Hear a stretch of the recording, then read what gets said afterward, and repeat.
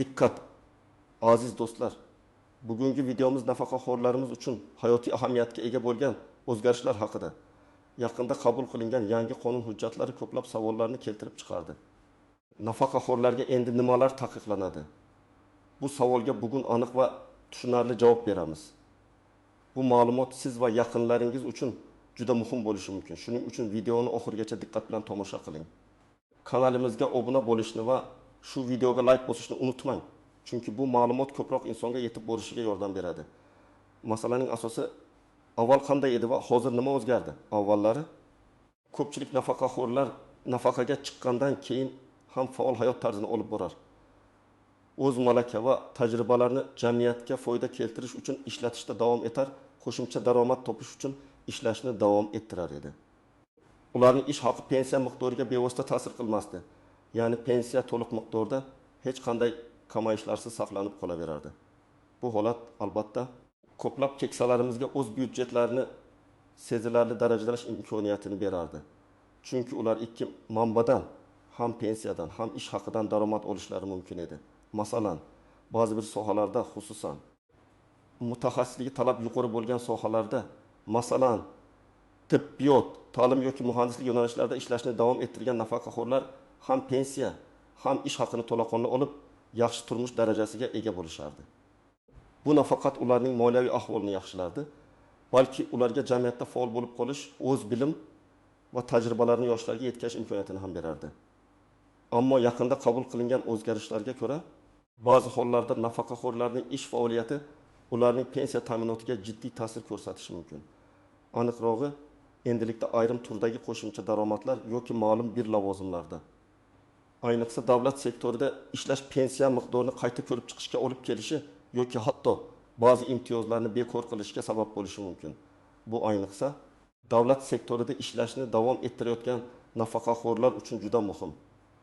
Shuni alohida ta'kidlash joizki, bu mutlaq taqiq emas, balki ma'lum shartlar va cheklovlar bilan bog'liq o'zgarishdir. Hukumatning maqsadi pensiya tizimini barqarorlashtirish, ishchi o'rinlarini yosh mutaxassislarga bo'shatish va ijtimoiy adolatni ta'minlashdan iborat.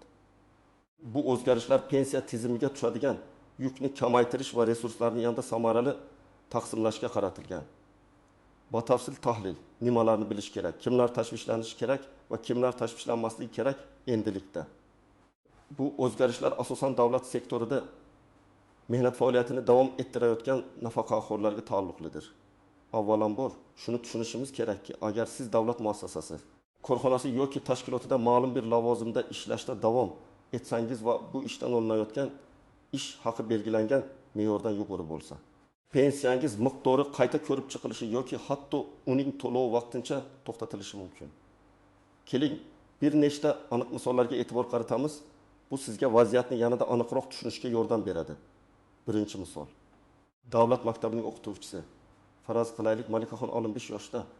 U 30 yildan ortiq tajribaga ega bo'lgan malakali o'qituvchi. Uning oylik pensiyasi 3 million so'm. Nafaqaga chiqqaniga qaramay, u o'z mahoratini yosh avlodga o'rgatishni xohlab, davlat maktabida dars berishda davom etadi va oyligiga 4 million so'm oladi. Avvalgi tizimda Malikaxon har oy 3 million so'm pensiya va 4 million so'm ish haqi, jami 7 million so'm daromadga ega edi.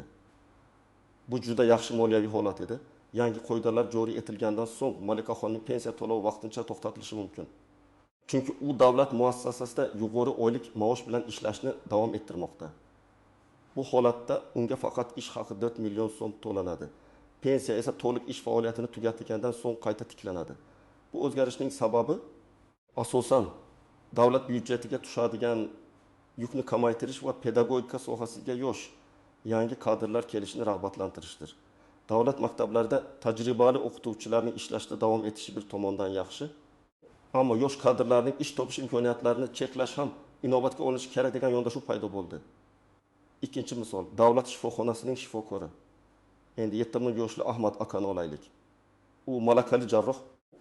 Oylik pensiyasi 4 million so'm. U nafaqaga chiqqandan keyin ham o'z tajribasini shifoxonada yoshlarga o'rgatish maqsadida davlat shifoxonasida yarim stavkada ishlaydi va oylik 3 million so'm ish haqi oladi. Avval Ahmad aka 7 million so'm daromadga ega edi. Hozirgi qoidalar bo'yicha uning ham pensiyasi vaqtincha to'xtatilishi mumkin. Ya'ni u faqat ish haqini oladi. Biroq agar Ahmad aka davlat shifoxonasi o'rniga xususiy klinikada ishlasa, masalan, oyligiga 3 million so'mga, unda uning pensiyasi o'zgarishsiz qoladi. Chunki xususiy sektor davlat byudjetiga yuk bo'lmaydi va bu holatda pensiya to'liq saqlanib qoladi. Bu farq juda muhim. Davlat sektori va xususiy sektor o'rtasida katta farq bor. Davlat sektoridagi ishlar davlat byudjetidan moliyalashtiriladi. Xususiy sektordagi ishlar esa o'z-o'zini ta'minlaydi. Uchinchi misol, davlat korxonasining hisobchisi. 58 yoshli Zamira opa davlat korxonasida bosh hisobchi bo'lib ishlagan va oylik pensiyasi 21 million so'm. Nafaqaga chiqqaniga qaramay, uning tajribasi juda qimmatli bo'lganligi sababli u ushbu korxonada shartnoma asosida yarim stavkada ishlashda davom etdi va oyligiga 35 million so'm olardi. Avvallari u jami 6 million so'm daromadga ega edi. Yangi qoidalar joriy etilishi bilan Zamira opaning pensiya to'lovi ham ehtimol uning ish faoliyati davomida to'xtatilishi mumkin.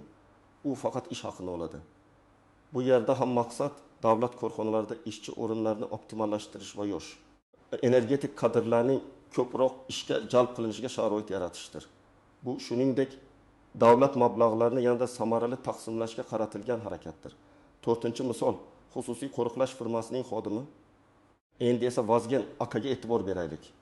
Uning yoshi 60 da u uzoq yillar harbiy xizmatda bo'lgan va oylik pensiyasi 3 million so'm.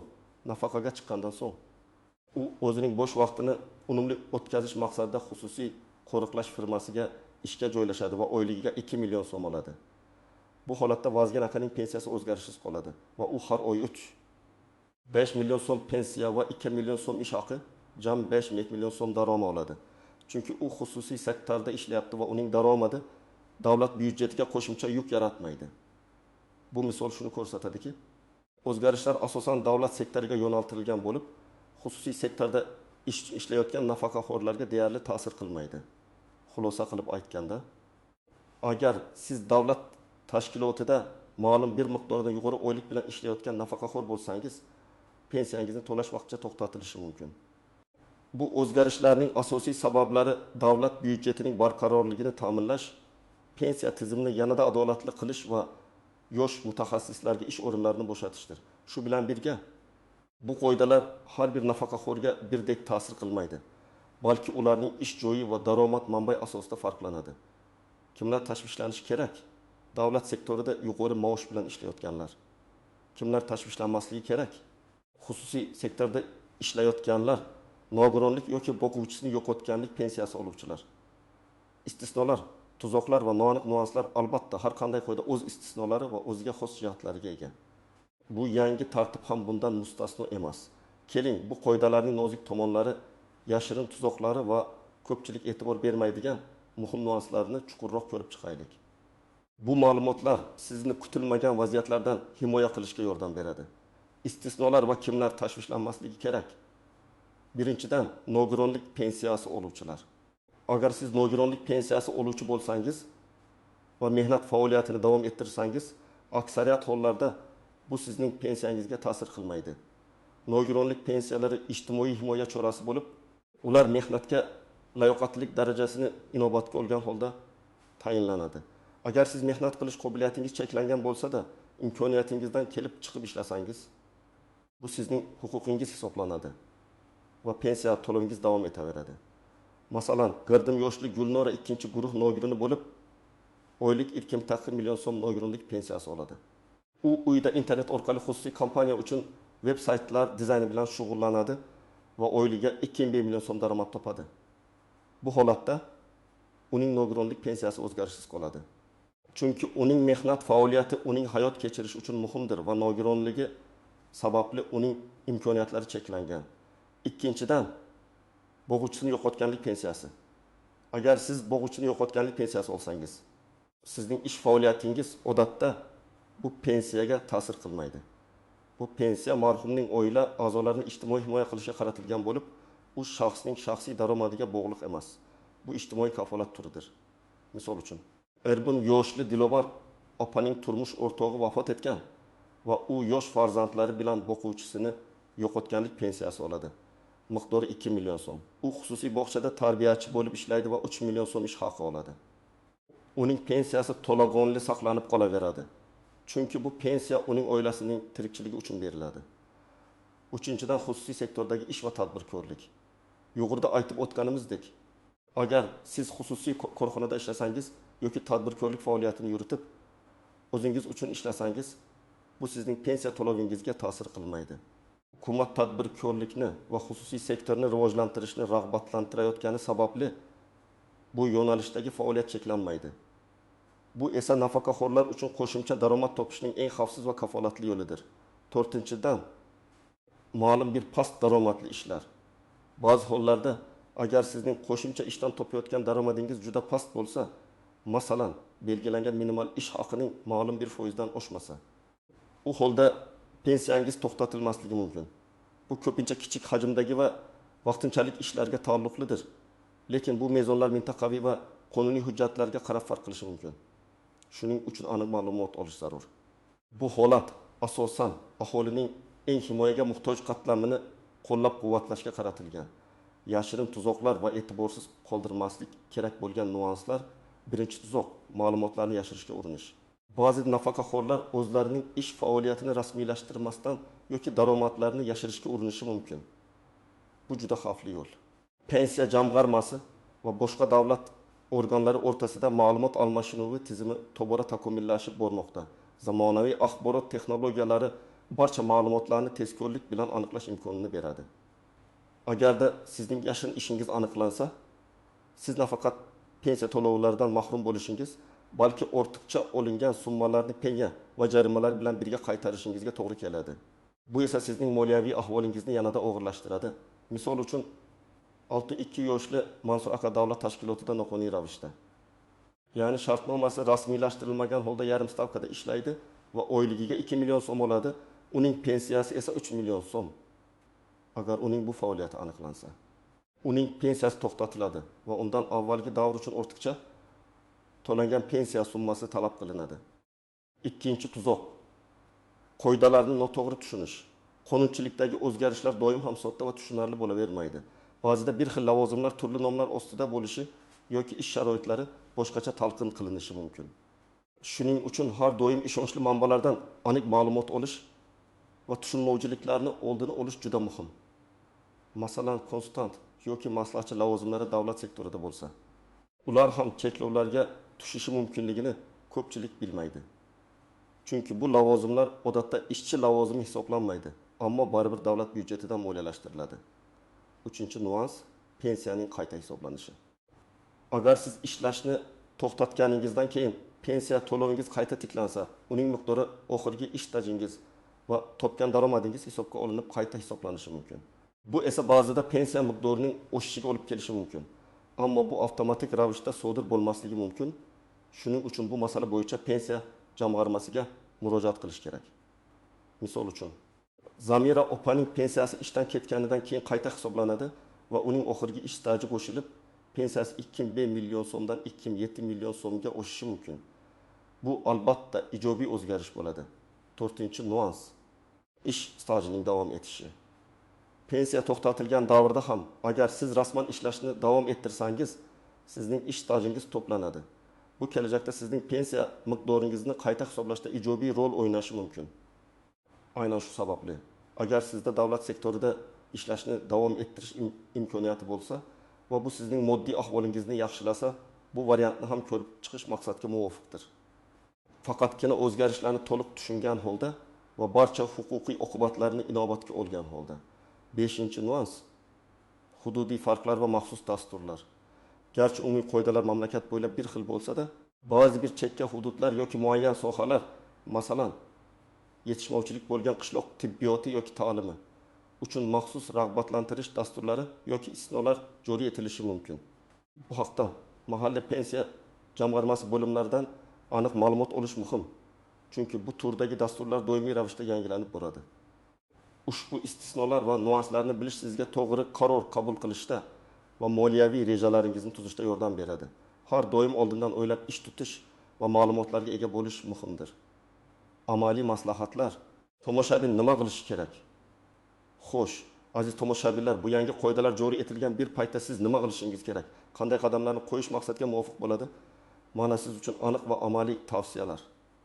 Har bir qadamni batafsil tushuntirib beraman. Birinchi qadam rasmiy manbalardan ma'lumot oling. Eng avvalo vahimaga tushmang va tasdiqlanmagan mish-mishlarga ishonmang.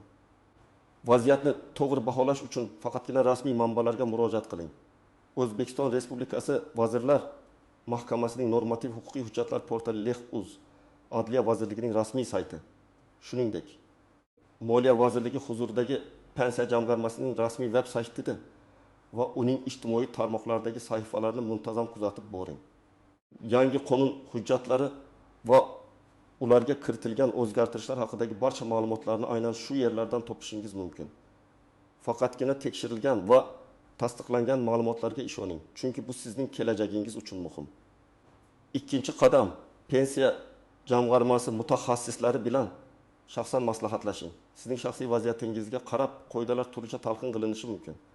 Har bir nafaqaxo'rning holati individualdir. Shuning uchun Moliya vazirligi huzuridagi pensiya jamg'armasining hududiy bo'limlariga shaxsan murojaat qilib, mutaxassislardan aniq ma'lumot olish eng to'g'ri yo'l.